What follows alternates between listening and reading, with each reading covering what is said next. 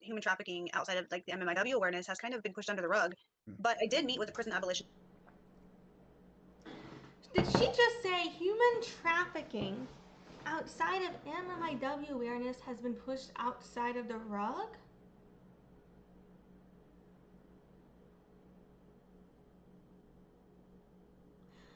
Human trafficking impacts mostly Indigenous community and people of color such as Black community members, Asian community members, our Arab community members, etc., people who do not present phenotypically as white.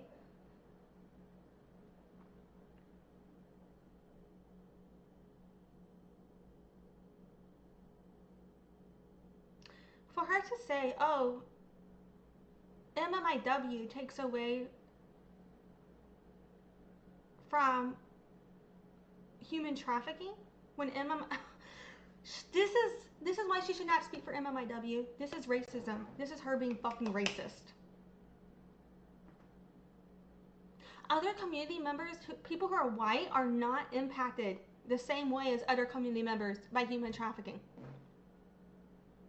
They already have the resources. So what are you talking about? Oh, MMIW is taking away from that? Like, what? MMIW needs to be more prevalent. This is crazy work to me. That's crazy work to me. That's so racist. I'm going to replay that.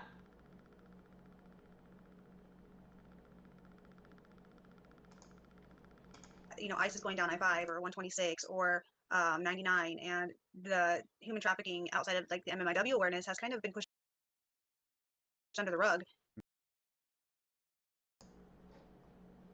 This is so fucking racist. She said human trafficking outside of MMIW awareness has been pushed under the rug.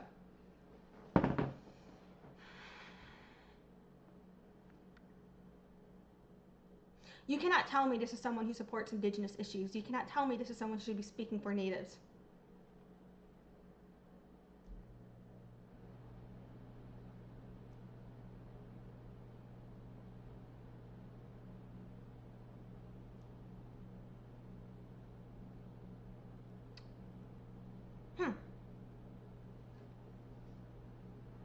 This is fucking crazy. Crazy work. Joe said the audacity.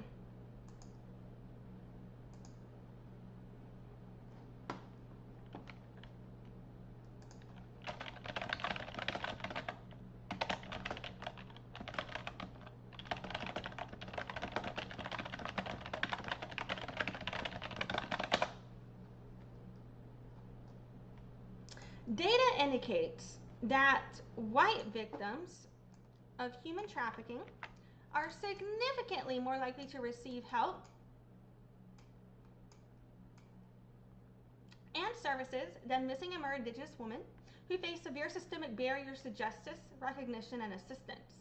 While Native Americans represent only about 1% of the population, we account for roughly 25 to 40% of trafficking victims in many jurisdictions, but are the least recognized and protected population. So what the fuck do you mean that, oh, outside of MMIW awareness, human trafficking has been pushed under the rug? MMIW awareness exists because human trafficking has been pushed under the rug for a missing and murdered Indigenous woman. Because other communities are the ones who get those resources, not Native people. It's the opposite. This is blatant disrespect for the MMIW movement. This is blatant disregard for Indigenous issues. This is racism. This is whitewashing Indigenous issues. And this is why I say she's fucking problematic.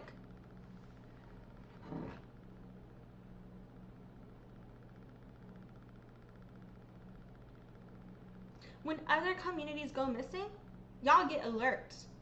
Y'all get the Amber Alerts for you. Native people don't get that. What did we see from our previous research with, I believe it was Native Women Wilderness, where they discuss that a very small percentage of women who actually go missing and murdered, Indigenous people who actually get documented, it's only a very small percentage of people who actually get documented and reported missing by the officials. But Native community tracks over 1,000 times more than that. Like, a lot more people than what the colonizers report, because the colonizers don't recognize us, don't help us, don't support us. When Native community members try to file reports that we are missing, they don't fucking listen. They refuse to file the report. But when someone who looks like Brittany Jones wants to file that her daughter is missing like she did in 2025, everybody's willing to report your daughter as a missing person because you're white.